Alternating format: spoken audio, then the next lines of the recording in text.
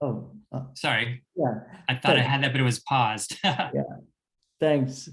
Thanks for recording because I could use that later. Um, so you have access to the recording, right? Yes. Yeah, I Yeah. can send you a copy or a link to that if you would like. Okay. Great. Yeah. When I was diagnosed, nothing was available. Hmm. ACT was not available at that time. So I had to wait for ACT to be available. And I think it was a phase 3 trial or something, Okay. but I wasn't aware of it then. Okay. But when it became available, then the doctor said you could take uh, this medicine. And then what was the trial that you had to work really hard to get into? Isentris, Okay. ISENTRESS. And what would you advise people if they're trying to get into a trial? It seems like you had to jump through a lot of hoops to be Yeah. able to get into that. So something we hear a lot of times with our readers is it's easy to give up if someone tells you a no, or they make one phone call and they don't get the doctor they want, or Yeah. something. So what would you advise somebody in a situation and trying new things like that? Now, when I was in that situation, it was like I do this or I'm going to die. Okay. There was no other option. So I made about 200 phone calls, and all like said no, we don't have anything, we don't have anything. And finally, one of them said we had something, but the our queue is full. So if someone is doing this now, I would say, I mean, it wouldn't be a right thing to do, but there was no other option for me. Right. So, but I'll say if you have no other option, then do that. Start calling people and just don't give up. Right. And can you kind of give us an update? You said that now you're undetectable. So it seems like your HIV is on the level of all of the physical issues that you've had to deal with. Yeah, That seems like, is it correct that that's not one of the high concerns right now for you? yeah. And they did the Fort Detrick. They have a lab there, Yes. and my blood goes to their lab every time I go to NIH. So now it's every 6 months they get this blood, and they keep that forever for testing. Hmm. And in my case, because I had once spoken at the spoken to them at Fort Detrick, they checked my blood for any virus available, Okay. and they couldn't find anything. Okay. That means Great. there's zero really. But they normally they test up to 40, and usually that it says not and not undetected above 40 Right. Right. copies of the virus. Yeah. Well, in the like maybe 10 or 20 years ago when you started, um, what was your medication regimen like in the earlier days? Were you one of the people who had to take numerous tablets at different times of day? Was that? They were there were always only one at a time, Mhm. one medicine at a time. Okay. So for first 10 years, it was only one medicine at a time. And it was the different, AZT was simple. You take a pill every twice a day, I think. Okay. DDI, you have to wake up in the morning and you have to dissolve the thing. It comes in a little disc, and you have to dissolve 2 discs, I think, in water, and then wait for it to Okay. totally dissolve, and then you take it once a day. And then another thing was some other variations of that. But one I had later, which was a fusion. That's the hardest thing to take. Okay. Fusion, you have to take that shot in the stomach. Okay. Yeah. Take twice a day, and each shot develops a reaction to that, like a bee sting. Yikes. How long And did you have to do that one? I took it for about 4 years. Four as in, Yeah. not four. Yeah. All right. Yeah. So that was the most difficult. Plus, you have to keep it refrigerated. So you can, if you're traveling, you have to make sure it's kept Yeah. And you cool. travel a lot. True. Yeah. Well, what kind of advice do you have for people who might, it seems like you're a very regimented kind of person, like based on your writings. A lot of people that we talk to kind of struggle with finding ways to stick with taking their tablets every day, especially if they're having any kind of side effects. Yeah. Do you have any advice or insight on how someone like mentally can approach that? Mentally, if you have to think of this as just another thing happening to you and not a part of your main life.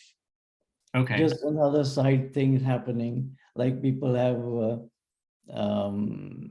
have some minor thing, and you just treat it like that, and not concentrate on your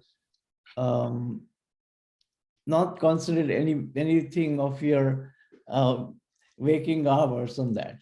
Just do that, and then just forget about the rest of it. So kind of have the gay crow Yeah. attitude that you were talking about, Yeah. which is such a unique title. It's such a good title, especially for our LGBT issue. It plays right into that. It's so good. One of the answers that you gave me, let me just look at this really quickly. When I was asking you about growing up and discovering that you were gay, whether your culture or your family, whatever, had any negative attitudes about that, you had said something like you thought being gay was a special thing, and I didn't know when you said special if you meant like unique or negative or. Where is it for that question? What's the question?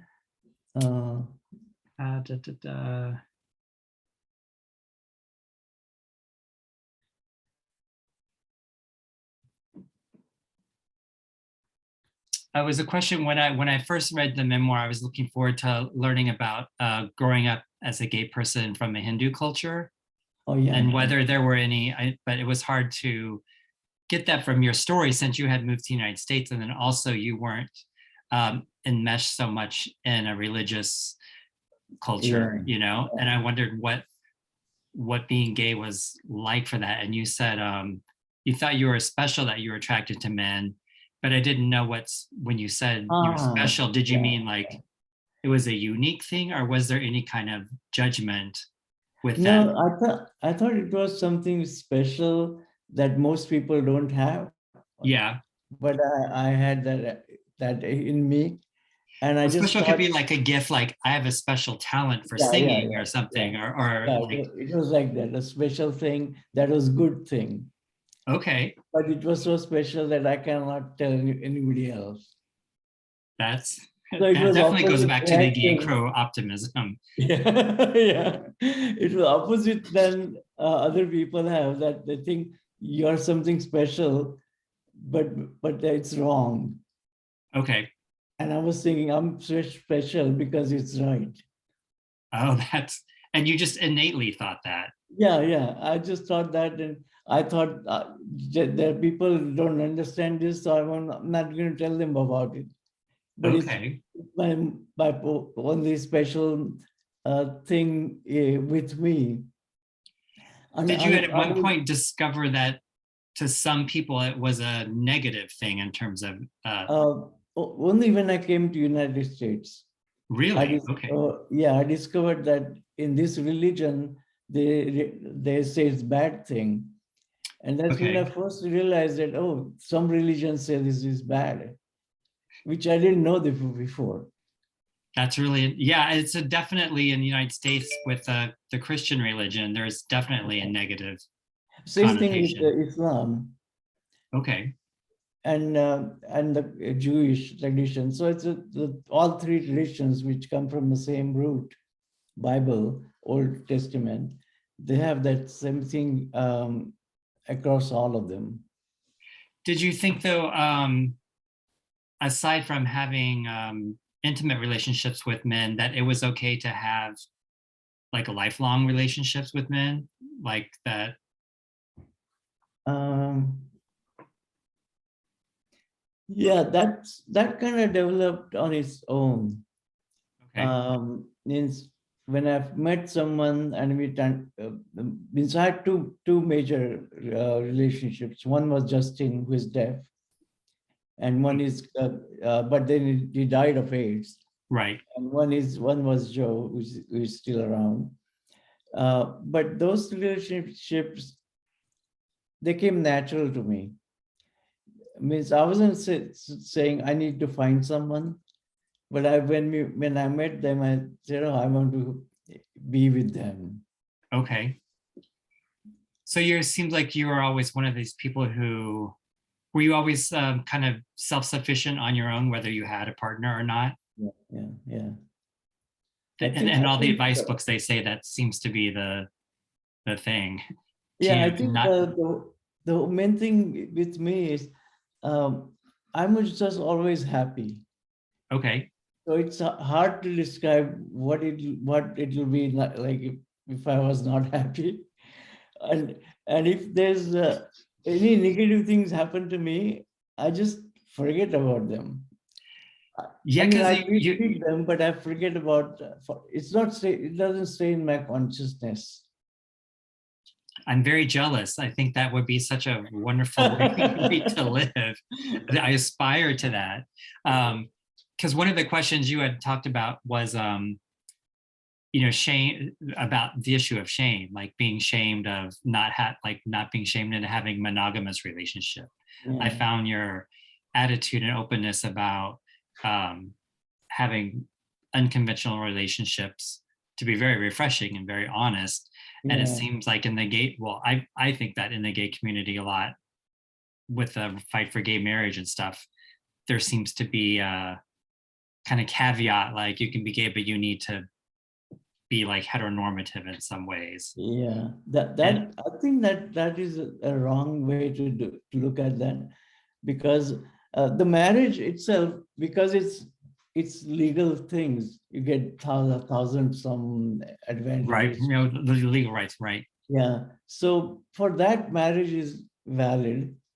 Otherwise, not much. But I did notice one thing. After I got married, legally married to Joe, his family started treating me like an insider.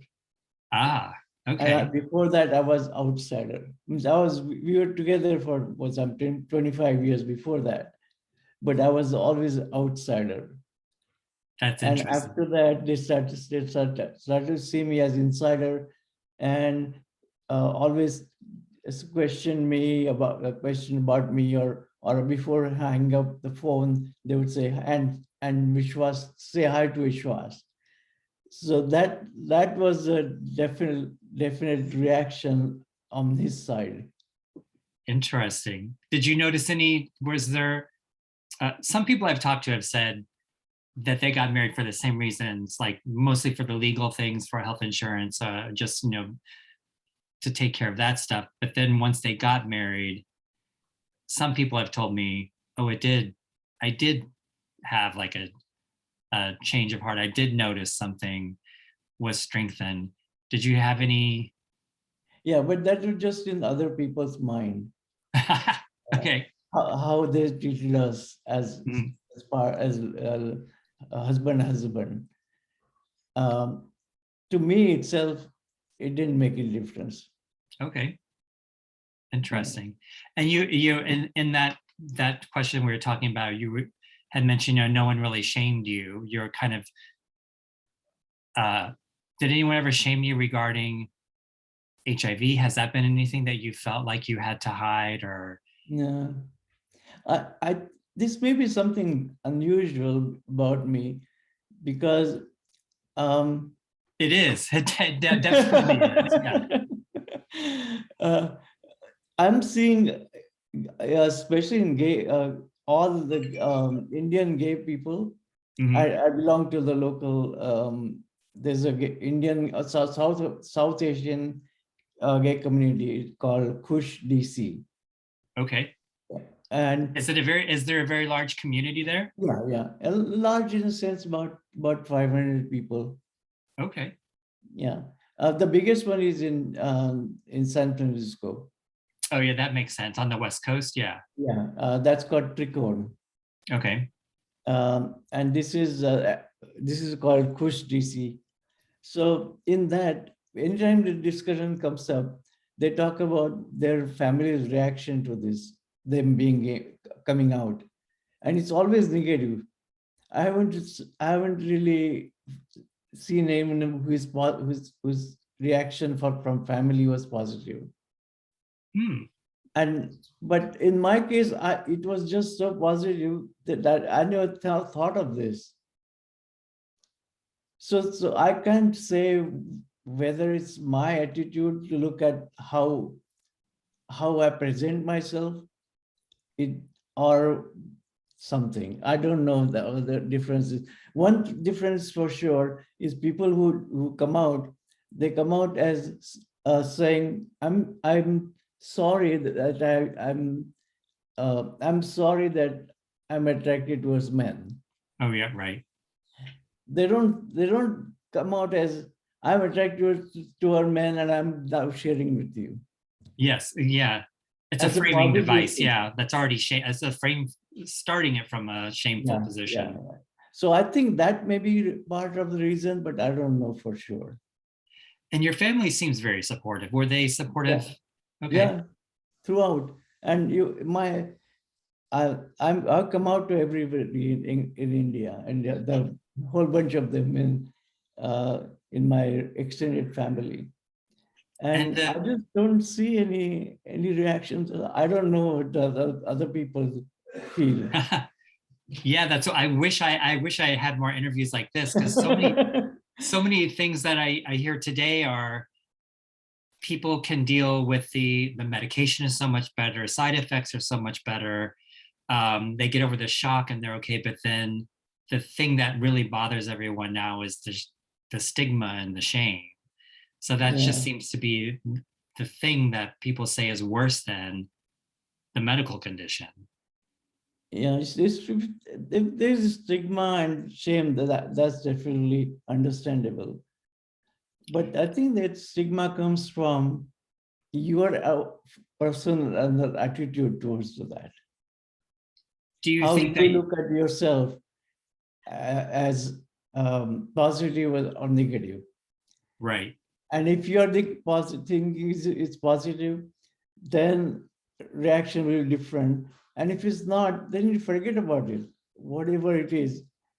I Yeah. think mostly people, I mean, understandably, people want to belong to other people and uh, to other society.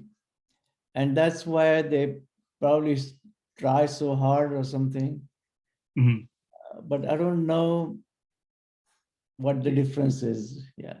Yeah, it kind of goes to the I forget the word, the attitude that you had brought up in the book that I asked you about, um, kind of like a philosophical attitude of where you don't let you don't take the positive or the negative too much to heart and kind Yeah. of stay in the middle. Um, that attitude seems to be a uh, The key. yeah, the Chitta Yeah. Prajna, is that it? Also, Sthita Prajna. Yes, Sthita Prajna. That means, but that just means um, not affected by external things. right. Yeah. it's kind of like the one Stoic thing that became part of the Serenity Prayer, like, let me know what's outside of my control and what I do have control, and not, know the difference and not worry too much about Yeah. things that I That can't not control. worry too much about, that's the key. Yeah, exactly. Yeah. Yeah. And I really like the framing device that you use. Speaking of therapy, it was so interesting. I've never read a memoir almost Yeah. like in a conversational Q&A format. I thought it was so entertaining and such a good way to get all of these topics in. Yeah. How did you decide to choose that format for a First, memoir? yeah, in the beginning, I wasn't sure about that. I was totally thinking of like my life from here. I was born, and then this Yeah. happened. That. But then, but I had a ghostwriter, Hmm. and he suggested you can do that with as a dialogue between you and the psychologist. And I said, no, that won't work. Nobody writes that way. So I thought about it, but that's okay. We'll try it. So we tried a couple of chapters, and then I started. Oh yeah, this will work. And I more and more I thought about it. That I started to come together and look seem like it's possible.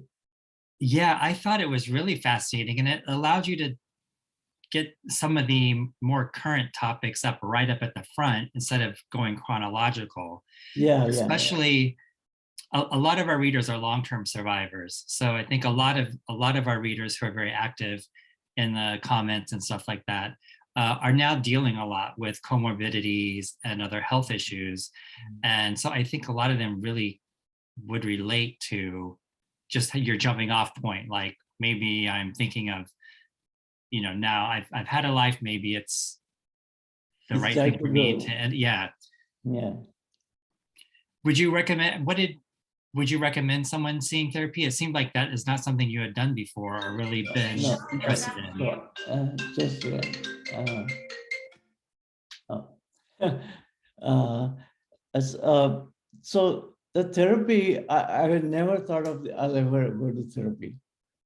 It was only done because of it was like a last ditch effort because I wanted to die right away. Right. And my partner said, no, please don't, and go to see the therapist for second opinion. And that's why I went to see him.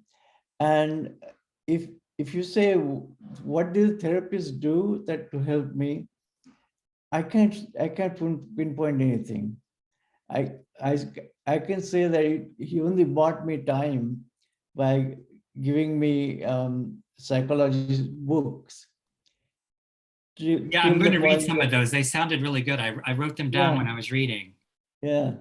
And but that brought me to a point where I was okay with my current condition. So my current condition at the time when I went to see the psychologist, it was really bad. My right side was not working at all. Left arm was uh, Yeah. in cast, and jaw was all twisted, and mind was all gone. That's And hard to then, imagine. Yeah, you mentioned you couldn't speak very well. You speak totally fine now. I can yeah, totally, I would not have known that you had a stroke and had your jaw rewired. And yeah. Now the jaw is fine. Yeah. In fact, my teeth became is straighter. you could have just gone to an orthodontist for that. You didn't have to break your jaw. Yeah. um, but at the time, what the psychologists say is there's only 1% of effect that what psychologists say their effect of what they do is only Mhm. 1%, That's and crazy. rest of that effect is all personal It's relationships. like the placebo effect or something. Yeah, Yeah. yeah, exactly, exactly. In fact, they call it placebo effect in one of the books, Yeah. and that is very important because the placebo effect is still effect. It's still a good effect, Yeah. and in medicine we reject that. we don't consider placebo effect as worth anything. But that's the whole point of the psychologists. Yeah, that was really fascinating to me. And I have been a big advocate for it, for therapy, people going to therapy. And then when I read that, I thought, do I have to reconsider that? But No, you can, the therapy is still good, because one of the reasons I went to therapy is in India, we had a lot of people, and one or two of people are very sage-like, mm, or you in your mind they're like sage-like, and you okay, talk to them and you get the feedback. But here there's no such solution. All the interaction here is either pleasant interaction or bad interaction, but it's really superficial. okay. You don't have interaction where you tell your secrets or something of bothering to you.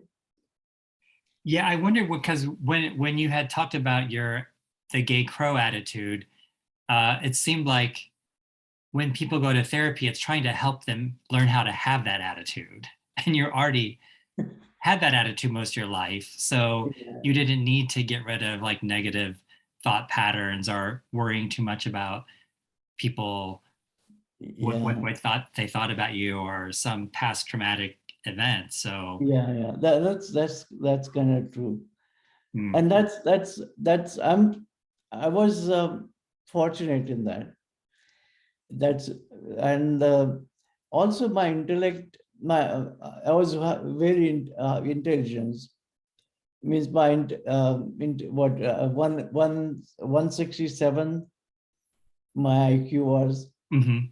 So that may have something to do with it, because my therapist said to me, "You're just too logical." Yeah, I did wonder about that, and especially the jobs that you had, which played right into your natural sense of logic, like doing the coding and Yeah, everything. I wondered if I would like to see a study on people who have those mental tendencies naturally and yeah, how they deal with uh, adversities in their life. And see if yeah, they yeah, are logically able to work through them and not let them bother them. If they're yeah, more yeah. prone to an attitude about life like you have, where you don't get so upset about things. Not, maybe, yeah, yeah. I think that will be useful research. Of course, they may find that that some people are intelligent people are like me, and some are not. So we Yeah. don't know. Yeah, But there's one thing to be logical in your work, and another thing in your personal life and yeah, other yeah, skill sets. But and what are you doing now in turn? Do you still have to do physical therapy, and are you still? yeah, yeah. My this arm is still not working. Means it's not working. Then my walking is still difficult with a cane in one hand. I walk, Mhm. but that also is not long distance. So I have a wheelchair. Okay, for a long time, yeah. Yeah. So when I go out to wheelchair, But or you're still even able to travel and everything, so you can do. because thanks to my partner, he is just so wonderful. Just he does everything else for me. That's So amazing. in other terms, my success won't be possible without him. Yeah. Right. So we all need to have your attitude and have a partner like yours, and then we'll all be fine. But one thing sure is, I think I think anyone in the world, anyone could become my partner. Doesn't matter who. It depends on how you treat them, how you interact with them. And then I think there are many people that can be partners of you, Mhm. but you always have people always be not. It's hard to define it. People have some idea about themselves, and they try to impose it on other person, Okay. something like that. I don't know. I don't know. And I wanted to double check what's your birthday, because this will come out, I think, at the end of May. And I just wanted to June 19th, 1955. June 19th. Okay. Oh, uh, you had something planned for my birthday? Well, sometimes when we've had a few issues where I've said, someone was like 50, but when I interviewed them, they were, but then within the weeks between the interview and the magazine, they had another Ah, birthday. So now I have to ask, like, not what your age is, but what your specific birthday oh, is. yeah, yeah. So Unless the that's, story is like coming out tomorrow, I'm posting it online, but this is coming out like in a month or two. So yeah, I right. just wanted to double check on that one. So I'm June 19, 1955. Are you going to do anything exciting? Uh, so something will do, but not a big thing because every day is like exciting to me. Yeah, and we hinted on like what your new challenges might be, because you're a person who likes to be challenged. Yeah. Did you say you And might work on a new book, or what was something else you yeah, might do? new book is a current thought, but right now I don't have any challenges Okay, other than working with my physical disability. well, that's a pretty Uh, big challenge. Yeah. yeah. And then, but I agree. I agree that I need some more challenges. I need something more. I don't know what. I need something. When you are you still promoting the book, I guess, right? Yeah, yeah. Do you do any uh, readings or events or podcasts or anything like that? Yeah, I have done 3 or 4 book clubs Hmm. where they wrote uh, they had this book as their book Oh, of the right. month, Yeah. and then I joined them. So I did Okay. about 4 or 5 of them. Yeah. Oh, nice. What kind of book clubs are they? Are they LGBT or Um, um, one is LGBT, others, no, others were not. Yeah. yeah? No, two of them were LGBT. And 3 were not. And most of the reaction, how do people, what do they make of React, the book? they just said very good things, but they possibly because I'm the author. I don't know. Yeah, right. Uh, But I didn't get any negative reactions from them, or a reaction that said um, something is not right in the book. mhm. But they all agreed that this format really worked very well. Yeah, I read a lot of memoirs for my job, and most people do tell a regular, straightforward chronological.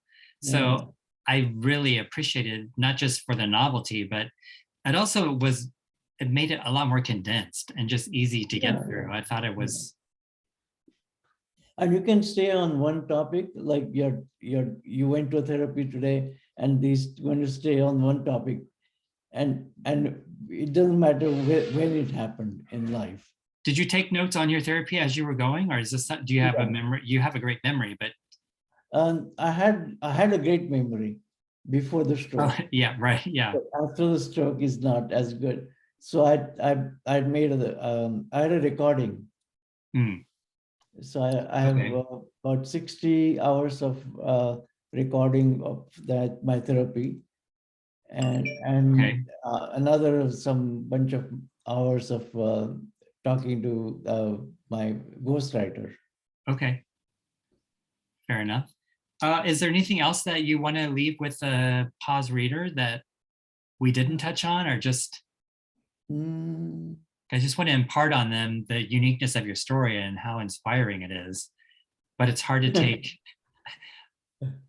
take lessons from that. Like, here's the top 10 takeaways to apply to your life. yeah. It doesn't really work like that. Yeah. Other than saying that become like a gay crow.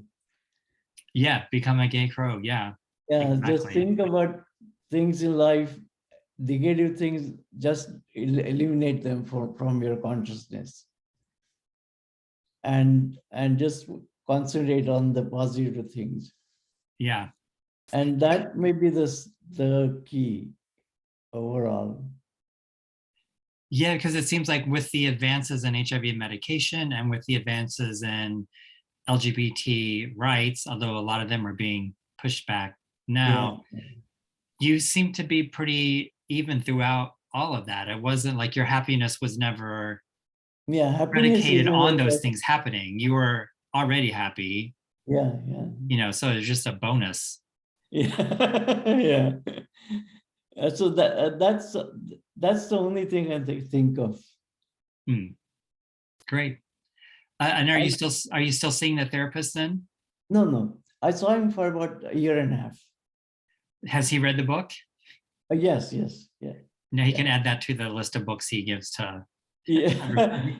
Now he wanted to be anonymous, Okay. the therapist, because he didn't want his practice to be related to what he did with me. Yeah, totally. So I used the fake name as Carl, but that's not his name really.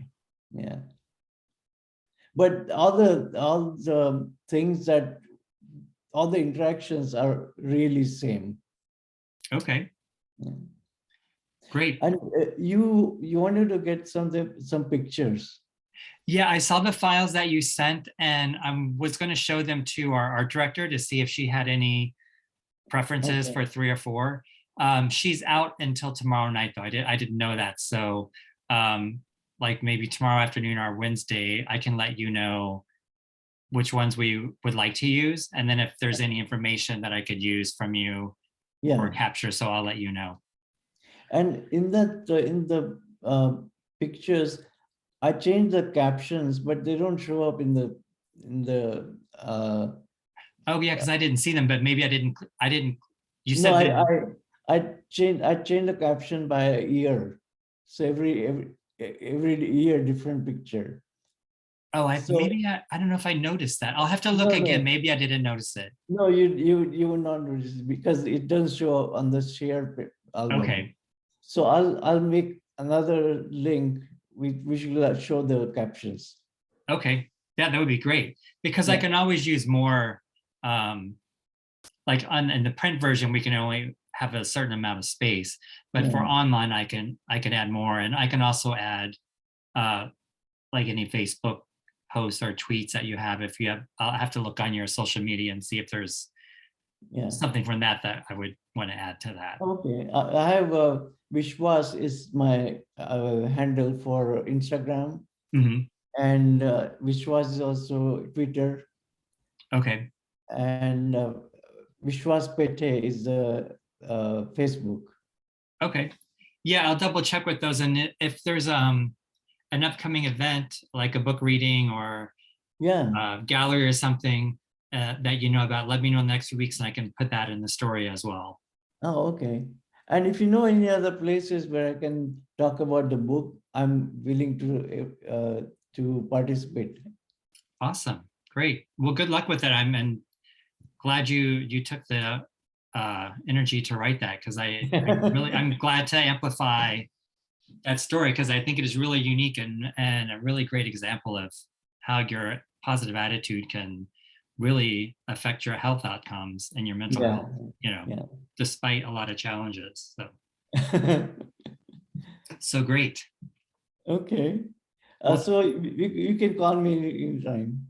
Okay, perfect. Well, thanks, Vishwas, and I'll let you know if there are any follow-up questions when the editor reads the final story then. And I'll let you know when it goes online and when it's out. And I'll get the magazine copies of. Oh yeah, send me your address and I'll be sure that they mail you copies as well. Okay. Perfect.